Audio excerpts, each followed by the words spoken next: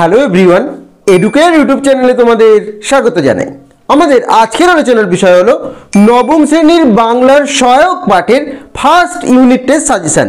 অর্থাৎ তোমাদের নবম শ্রেণীর বাংলার যে সহায়ক পাঠ বইটি রয়েছে সেখানে প্রফেসর শঙ্কুর ডায়েরি সত্যজিৎ রায়ের লেখা যে 3টি গল্প তোমাদের রয়েছে তার মধ্যে প্রথম যে গল্পটি রয়েছে বোমযাত্রীর ডায়েরি, এটি হলো তোমাদের ফার্স্ট ইউনিট টেস্টের অন্তর্গত। এই বোমযাত্রীর ডায়েরির ইম্পর্টেন্ট প্রশ্নগুলি যেগুলি তোমাদের ফার্স্ট ইউনিট টেস্ট পরীক্ষায় আসতে পারে সেগুলি আমি এই ভিডিওর মাধ্যমে তোমাদের বলে দেবো। তাই ভিডিওটি নবম শ্রেণীর ছাত্রছাত্রীদের কাছে ভীষণ গুরুত্বপূর্ণ। ভিডিওটি তাই কোথাও স্কিপ না করে পুরোটা দেখো। এই ভিডিওটি একবার দেখে নিলে তোমাদের সহায়ক পাঠ নিয়ে সমস্ত ডাউট ক্লিয়ার হয়ে যাবে, সহায়ক পাঠের ইম্পর্টেন্ট প্রশ্নগুলি তোমরা পেয়ে যাবে এবং বোমযাত্রীর ডায়েরি থেকে পরীক্ষায় যে প্রশ্নই আসুক তোমরা তার উত্তর লিখতে পারবে। আমি অলরেডি তোমাদের নবম শ্রেণীর বাংলা, ইতিহাস এবং ভূগোলের সম্পূর্ণ সাজেশন তৈরি করে দিয়েছি। সেই 3টি ভিডিওর লিঙ্ক আমি ডেসক্রিপশন বক্সে দিয়ে দিচ্ছি, তোমরা এই ভিডিও শেষে গিয়ে সেই 3টি ভিডিও দেখে নিও। তাহলে বাংলা, ইতিহাস, ভূগোল নিয়ে তোমাদের আর কোনো সমস্যা থাকবে না। তো চলো শুরু করা যাক আজকের ভিডিওটি।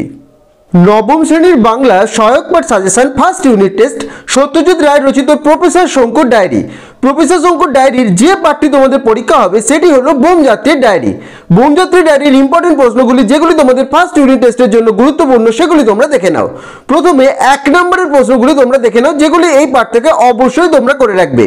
প্রথম প্রশ্ন, বোমযাত্রীর ডায়েরি গল্পে প্রফেসর শঙ্কুকে কত বছর নিরুদ্দেশ বলা হয়েছে? 2 নম্বর প্রশ্ন, এটা সত্য ঘটনা, কাগজে বেরিয়েছিল, এখানে কোন ঘটনার কথা বলা হয়েছে? 3 নম্বর প্রশ্ন, অবিনাশবাবু 500 টাকা ক্ষতিপূরণ চেয়েছিলেন কেন? 4 নাম্বার, শঙ্কুর রকেটের পোশাকের আস্তিনে কি ঢুকেছিল? এই প্রশ্নগুলির মধ্যে যদি কোনো প্রশ্নের উত্তর তোমরা না পারো আমাকে অবশ্যই কমেন্ট করে জানাবে, আমি সেই উত্তর তোমাদের যথাযথভাবে দিয়ে দেব। 5 নম্বর প্রশ্ন, এই হলো অবিনাশবাবুর রসিকতার নমুনা, রসিকতা কি ছিল? 6 নাম্বার, নিউটনকে মঙ্গলযাত্রার সঙ্গী করার জন্য প্রফেসর শঙ্কু কি করেছিলেন? 7 নাম্বার, কত তারিখ কটায় প্রফেসর শঙ্কু মঙ্গল যাত্রা করেছিলেন? 8 নাম্বার, প্রফেসর শঙ্কুর রকেটের সর্বোচ্চ কত ওজন নেয়ার ক্ষমতা ছিল?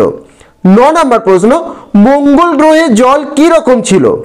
10 নাম্বার, অগত্যা বিদুশেখরকে রকেটে রেখেই আমরা 3টি প্রাণী মঙ্গল গ্রহের মাটিতে পদার্পণ করলাম, এই 3টি প্রাণী কে কে? 11 নম্বর প্রশ্ন, মঙ্গলীয় সৈন্যরা দেখতে কেমন?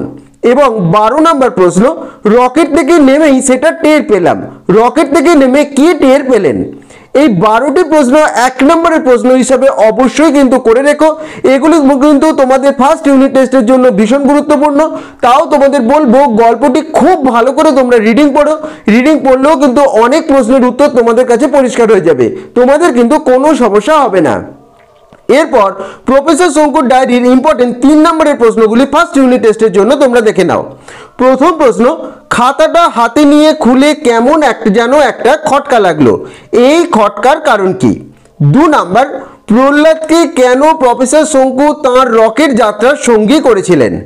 3 নম্বর প্রশ্ন, মঙ্গল যাত্রার সময় শঙ্কুরা যে খাবার নিয়ে গিয়েছিলেন তার উল্লেখ করো। 4 নম্বর প্রশ্ন, আজ বিদুশেখর যে সেসব কথাগুলো বলছিল সেগুলো বিশ্বাস করা কঠিন, বিদুশেখরের কথাগুলো কি ছিল? এবং 5 নম্বর প্রশ্ন, রকেট থেকে নেমে দেখি বহু লোক আমায় অভ্যর্থনা করতে এসেছে, যারা অভ্যর্থনা করতে এসেছিল তাদের পরিচয় দাও। এই 5টি প্রশ্ন 3 নম্বরের প্রশ্ন হিসাবে প্রফেসর শঙ্কুর ডায়েরি থেকে অবশ্যই তোমরা করে রাখবে বোমযাত্রী ডায়েরি অংশ থেকে। এগুলি কিন্তু খুব ইম্পর্টেন্ট, যদি কোনো প্রশ্নের উত্তর না পারো অবশ্যই কিন্তু কমেন্ট করে জানিও। এরপরে বোমযাত্রীর ডায়েরির ইম্পর্টেন্ট 5 নম্বরের প্রশ্নগুলি দেখে নাও। প্রথম প্রশ্ন, এখন মনে হচ্ছে যে প্রথমবারের কেলেঙ্কারিটার জন্য একমাত্র প্রহ্লাদই দায়ী, প্রহ্লাদ কে? এই কেলেঙ্কারির জন্য সে কিভাবে দায়ী ছিল?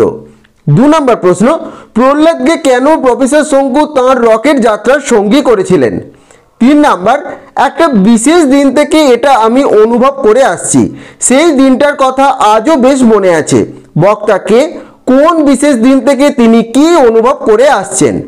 4 নম্বর প্রশ্ন, মঙ্গল যে কত অমঙ্গল হতে পারে সেটা হাড়ে হাড়ে টের পেয়েছি, প্রফেসর শঙ্কুর এই আক্ষেপের কারণ বুঝিয়ে দাও।